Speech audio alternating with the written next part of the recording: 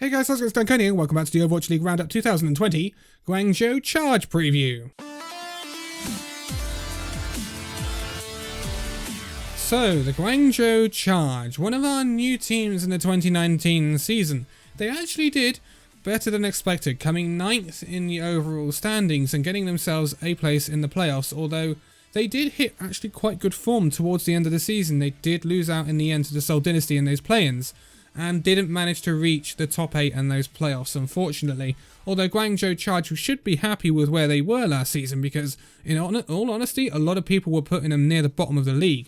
So a 9th place finish was really good for the Charge last season, and hopefully this season they can build on that. They have made some changes though, which could have a good or a bad impact. It's very difficult to tell with Guangzhou. So they've actually ousted out a lot of the roster. So let's go through this. 5 players have left the Guangzhou Charge, unless you include Kib, who left in July of last year to the Philadelphia Fusion. Then it's 6, but we don't include Kib because that was during last season. So the 5 that we're talking about is Only Wish, the Chinese support player, Bishu, the off-tank player. We all love Bishu. He's gone to the Los Angeles Gladiators, or re-signed for the Gladiators, I should say, which is interesting. It's nice to see Bishu staying in the league, though. Then we've got the main tank, Fraggy, Pepe Hands. Oh, Fraggy, we will miss you, boy. We will miss you. I really want to see Fraggy back in the league. Fraggy was so good. Then Hotber, the off-tank, he has moved to the New York Excelsior, so he's definitely taken a step up in the world. No offense, Guangzhou. It kind of caught me off guard that New York Excelsior signed Hotber, but I think there's a reason behind that, and we'll get to that when we do the New York preview. And then Rise, the support player, has retired, leaving the Guangzhou Charge as well. So that freed up a lot of space in this Guangzhou Charge roster, and it's currently made up of 9 players, so they still have the ability to sign players, and they still have 3 spots left, so it wouldn't surprise me to see some more movement at the Guangzhou Charge. But there is one place I don't think they'll be making much movement, and that is the supports. So they've got 4 supports signed now. They have Chara and Shu from their first, I want to call it inaugural roster, but I don't want to get mixed up with the inaugural season. So the original roster from 2019. And then they've added to that with Wire, who is Wire, I'm not even sure how to say it, the Chinese support player. This is a really interesting player. So he's come from the Guangzhou Charge's academy in Contenders China. He did have time with, before Guangzhou had an academy that was called T1W Esports Club. He's also had time with Miracle Team 1 and Team Scally's Gift as well, going back to 2017. He's only 19. It's nice to see some Chinese more Chinese representation, I should say, in this Guangzhou Charge roster, which is predominantly Korean, or its most Overwatch League rosters are. He's had some very good showings with T1W in China, winning a 2018 Season 3 China as well with T1W, and also doing very well in the Pacific Showdown with T1W, and 2019 Season 1 as well, coming second, just behind LGE Hua. LGE Hua are kind of dominating China at the moment, so yeah, there's no surprise there. But Wire has a very interesting hero pool. So he has the Ana and Zenyatta, so he kind of reminds me of that Gangnam Jin role that we were talking with the Florida Mayhem. But he also can play the off-tank. He can play the Zarya and the Diva, which is very interesting, and I wonder whether that might be a road the Guangzhou Charge are going down, because they are short on tanks at the moment. They've only got Krong, who we'll talk about in a minute, and Rio. So they are kind of short on tanks. I'm kind of expecting a tank signing at the Guangzhou Charge. They've obviously let 3 tanks go with Bishu, Fraggy and Hotbar. So maybe they're looking at perhaps signing one more tank, and then is going to be this flex player that can play support or tank if needed. If they get burnt out in the tank role or support role, or an injury or something, then he can cover both, which would be a very interesting concept. Very interesting. And then the other support they've signed, and this one really did catch me off guard. This is Neptuno. So Neptuno, you will know from the past 2 years at the Philadelphia Fusion. Neptuno is a Spanish support player. It really did catch me off guard, this one. And the reason I say that is because they had a European player before, Kib, obviously, and it really didn't seem to work out for the Guangzhou Charge. They didn't really make use of him. He was kind of this bit part player, this backup that was never used, and it was kind of weird. And then I see Neptuno signed. I honestly thought when I saw Neptuno leaving the Philadelphia Fusion, I thought he was going to retire. I thought at the age of 27 he might have said, look, this is my time up now. But he wants to carry on, and fair play to Neptuno for wanting to do that. But Guangzhou Charge was not the place I was expecting him to end up at. And it's a very, very left-wing signing for the Guangzhou Charge in my opinion. Especially when they've got this predominantly Korean roster. Neptuno should have good Korean coming from the Philadelphia Fusion, obviously with the car pay issue and all that. So I think he should fit into this roster fairly well. It just was a signing that caught me off guard, definitely. And it could actually be a pretty big brain signing in some respects because Neptuno has so much experience, more experience than a lot of these players have. So it really could be a really big brain signing for the Guangzhou Charge, and it might bring some stability in the back room, which is really, really cool because he could have more of a role directing the team as well, which could be really interesting. So then moving on, and I mentioned Krong just now. He is the other new signing currently for the Guangzhou Charge. He is a tank player, and he comes from O2 Blast. He is an off-tank mainly, but he also has a bit of a projectile Hanzo in him and a bit of Sombra in him as well. But we're not expecting like the switching of roles because obviously 222 roll lock is a thing now, so I'm expecting him to probably stick to the off-tank. Krong is a good signing. O2 Blast, they've kind of been the bridesmaid and not the bride in Contenders Korea at the moment. They came second in Contenders Korea Season 1 last year to Element Mystique. They then came second in the Pacific Showdown to, yes, Element Mystique. And then they lost out coming fourth to Gen.G in Season 2 of Korea last year. So they're definitely up there and one of the top teams in Korean contenders right now, which means that they've got some very good players, and Krong is definitely one of these. Very good to see Krong picked up into the Overwatch League. I think he will fit in very well to this Guangzhou Charge roster with the predominantly Korean base that it's got, and he should work pretty well with Rio, who is their current main tank.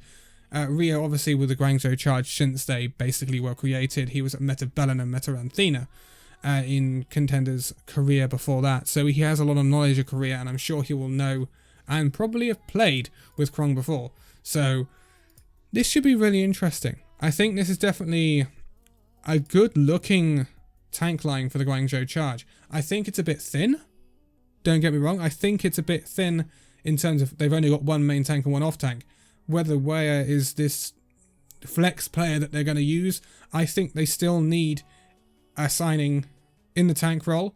Obviously, we haven't talked much about the DPS because they've still got Nero, Happy, and Eileen. I really, really rate the Guangzhou Charge's DPS. Obviously, we know about Eileen. He was crazy on the Doomfist. Nero was really good as well. And Happy, we have seen him pop on that Widowmaker at times. So I really, and I have always, really rated this Guangzhou Charge DPS line.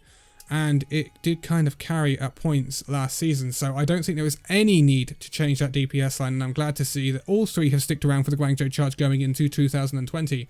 And I think that's a really good place to build from. It'll be interesting to see what roster they roll out with.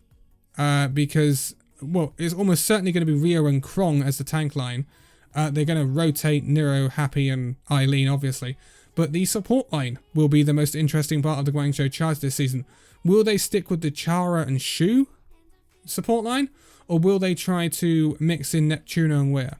It'll be very interesting to see, especially Neptuno. Maybe Neptuno is going to come in as this sort of team leader sort of role. Even though Chara is currently team captain, it'll be very interesting to see what they do here. And I'll be keeping a keen eye on the Guangzhou Charge because there's a lot of potential in this roster. I say this all the time and it must be getting really repetitive, but there's a lot of potential in this roster. Let's take a final look at the organisation for the Guangzhou Charge though. And there's no one coming into the organisation right now for the Guangzhou Charge, so they still have Ethan, J1N, Tydola, Sungwoo, Cuddles, Kessis, and Tutu. But they have let two people go, and both of them have gone actually to the Los Angeles Gladiators.